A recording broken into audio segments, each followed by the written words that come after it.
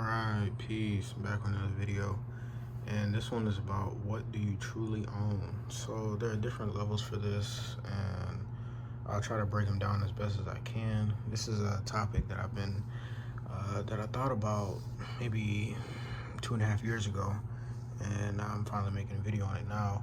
So the different levels that I could think of off the top of my head was economically, personally, globally, materialistically. I wanted to say informationally, but I'm not sure that's a word. And then physically. So I have a whole bunch of stuff here on the board, so I'll go one by one, and I'll try to go as fluent as I could with this. So first, we'll start off in the left hand, and we have thoughts and ideas, right? So do you own your thoughts and ideas? And you can kind of ponder these things as I go along and think about it in your own right. But your thoughts and ideas, where do they originate from in your mind? Who do you get them from? Where are they being generated? How are they being generated? Are they positive? Are they negative thoughts? Are they ideas or inventions that you think of? Are they yours? Are they original? Or are they just recycled? And then your mind, do you truly own your mind? Do you own your mind? Do you consciously watch what you consume, what your mind consumes, the type of stuff that you listen to, or that you see, or that you eat and stuff like that? Like, are you in control of your tendencies and your habits, your lifestyle? That's it's all cultivated in the mind. And are you able to pull ideas out of your mind and manifest them, or actually create with those ideas? How strong is your mind and your spirit? Do you control your spirit? Do you own your, do you truly own your spirit? And that could be thought of on a religious level, or a metaphysical level, or anything of the sort. So, and then to pair that off, you have your body. Do you truly own your body? That's also another metaphysical question. And then also kind of looking into it, I guess, with the diet and nutrition and the fitness. Are you really in control of your body, and how it's operating, and how you want to feel every day, and things of that nature? And then let's get into some more materialistic things, because I have a lot of materialistic stuff on here, and that's what I originally thought of this idea, or this concept of. Was one day I was talking to my roommate, and man, it just hit me, like I just realized that, like, I was looking at all the stuff on my desk, and TV, the laptop, the game, and the clothes, and the headphones, and all that. Like, do I truly own any of that, stuff that I have? So let me go through my points, because I also have a couple points here too that will help me explain what's on this board, right? So this is just a plethora of things. So, and I'll go through each one after I go through the points as well. So, that point what I was just referencing is, can I buy these things? I can buy these things, but I don't know how to make/engineer them. What material is it? What was the math and science behind it? How was that stuff gathered? How did they go about manufacturing these things, or even have the idea or the thought of constructing something like this?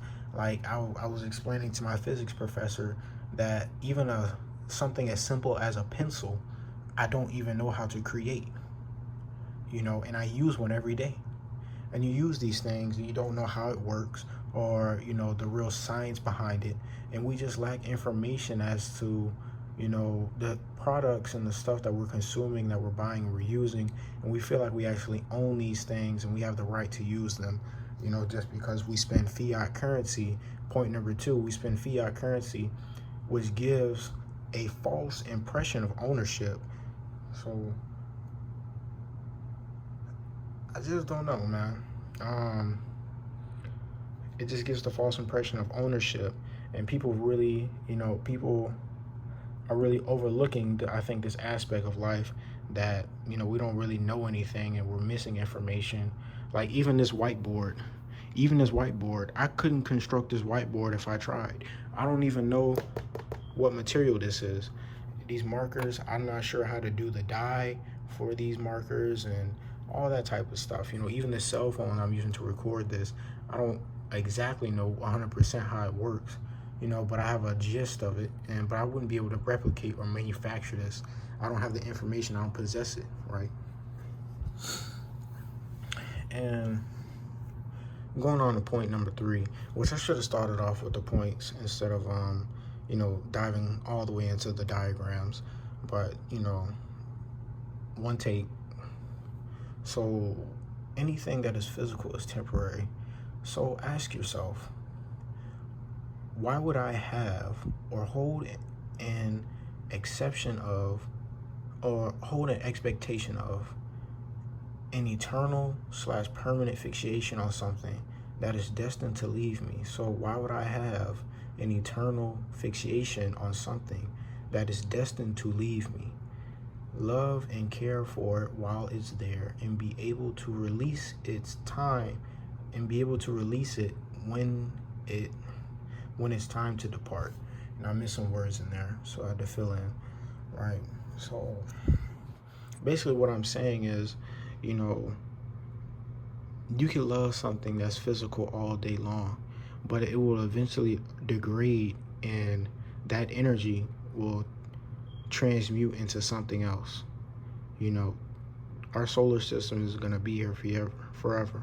The earth is not going to be here forever. The sun is not going to be here forever. It's temporary. None of this is forever. And if you want to get metaphysical or spiritual or religious about it, then you start getting into afterlife and spiritual spirits and stuff like that. But that's just, at least on the third dimensional realm, explained through science, common sense, and logic, in history, that this is temporary, right? So then you have point number 4, focus on what you own, which in my opinion, I believe is yourself. I believe that you own yourself to a degree. So control and focus on what you own, which is yourself. So all these different things that's on this board, I don't think you truly own. And some of these will fit, and some of these diagrams will fit within these different sections, and even more sections that I didn't write down, right? But just like I said, I don't know how to manufacture the clothes that I wear, the shoes I put on, the TV I watch, the game I play, the car I drive, the house I live in, and then from a school standpoint, Black people don't have control over the type of education that they receive and the history that they learn and all type of stuff like that. That's fraudulent, artificial, and stolen, and remixed and repackaged with Caucasian faces on it. And then, you don't own, none of that stuff. You don't own the school system. You don't own your time. You go to a 9 to 5 and you pay for your time just to even live and, live check to check if you do that. So, there's other areas that you have to, say, do I really own my time or what I'm doing? You end up scrolling on social media for a couple hours and you wasn't even in control of your time because you wasn't aware that your time was passing you by, right? So then, hospitals, this is just like an economic, political thing, these 3 right here. But, Black people don't own hospitals, they don't own banks, schools, none of that. And then so this is one thing I think you truly do own, is your environment. Not in a literal sense of, outside in nature, but I mean the space that you put yourself in. You control your environment, the people that, you surround yourself with, the places that you go, the things that you eat, the things that you listen to, you watch. That's your environment, and your environment shapes your inner self, your inner form, and your inner form is the information that you receive or that you give yourself. That's your environment. So I do believe that you control that, and I try to keep my environment as clean as possible, right? Then you got books. Books could be seen as information, and you gotta say, do you own this information that's in this book? And just because you read a book and you now have new information from that book, but do you truly own that? Are you really applying that information that you got, or are you just looking at it for entertainment, or you just reading something, or are you not really absorbing it? And even the books, that you write and that you publish, some people have labels and producers and you know um, things of that things of that nature, publishers that will still own your content and own your catalog and stuff like that. So you might not even own your own media, like the music you put out, the movies you make, the videos you make. You know, you might not even own your own media. So that's that aspect. And then this one right here is about resources. You know, another like political, economical, global thing. You know, Africa has all the resources, but they don't own nothing. You know, all the other countries come in and take shit from Africa, and then you know, black people don't own nothing. You know, we give all our money to all this shit right here, and we don't see none of that back. So, you know, we don't own no land. You know, don't own any metals. You know, resources, things of that nature. And then, you know, globally, you know, people want to say, you know, they claim that they from, you know, people want to claim that, you know, they from this street and that street, or from this continent or this country.